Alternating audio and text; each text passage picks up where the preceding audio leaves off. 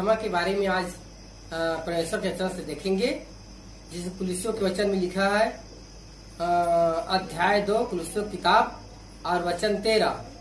उसने तुम्हें भी जो अपने अपराधों और अपने शरीर की खतना रहित दशा में मुर्दा थे उसके साथ जिलाया और हमारे सब अपराधों को क्षमा किया, हमारे सब अपराधों को क्षमा किया है। इसका मतलब है प्रभु यीशु ने अपने लहू के द्वारा हमारे भूतकाल के पाप को, वर्तमान काल के पापों को और भविष्य काल के पापों को क्षमा कर दिया है।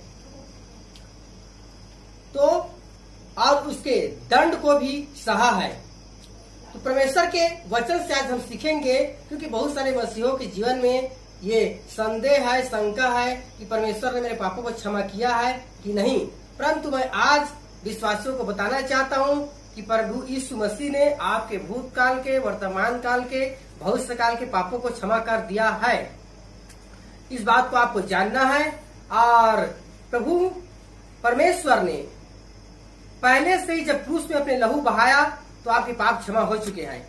तो जब भी आपके जीवन में मसीहों, जब भी अपराध पाप कभी हो जाता है तो आपको उस पाप को मानना है, स्वीकार करना है और प्रभु के लहू को लगाना है। और आपको ये विश्वास करना है कि प्रभु ने मेरे पापों को क्षमा कर दिया है और उसको विश्वास से स्वीकार करके आगे बढ़ना है।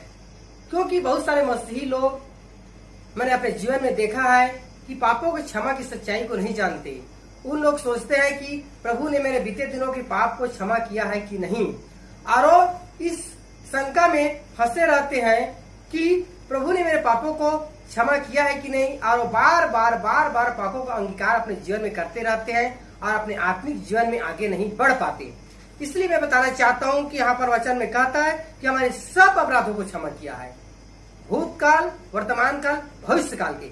इसलिए आपको पापों के, अधर्मों के कामों को चिंता करने की जरूरत नहीं है। उसको अंगीकार करें जब भी पाप होता है और प्रभु के लहू को लगाए और आगे बढ़े कि प्रभु ने आपको क्षमा कर दिया है। और कोई भी पाप और असफलता आपके उद्धार को, आपको स्वर्ग जाने से नहीं रोक सकता। जब इस सच्चाई को आप जानेंगे तो पाप जो है आपके जीवन में नियंत्रण नहीं कर सकता। क्योंकि प्रभु का वचन कहता है रोमियो की किताब और उसका 6 अध्याय और उसके वचन 14 में लिखा हुआ है, तब तुम पर पाप की प्रभुता न होगी, क्योंकि तुम व्यवस्था के अधीन नहीं, अनुग्रह के अधीन हो। क्योंकि हम अनुग्रह के अधीन हैं, अनुग्रह के अधीन में हम हैं, तो पाप हावी हमारे जीवन में नहीं हो सकता। यानी कि पापों में हम जीवन नहीं बिता सकते। तो इस बात को, इस सच्चाई को जब आपको समझ में आ जाता है, पवित्र आत्मा समझ देता है, तो आप उस पाप में जो आपके जीवन में बार बार होता है, जिसे फंसे हुए हैं लोग मसीही विश्वासी, उससे आप छुटकारा पा सकते हैं, क्योंकि प्रभु ने आपके पापों को क्षमा कर दिया है।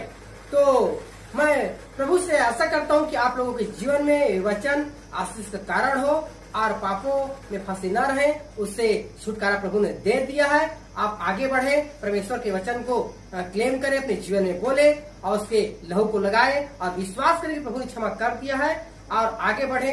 प्रभु निश्चित रूप से आप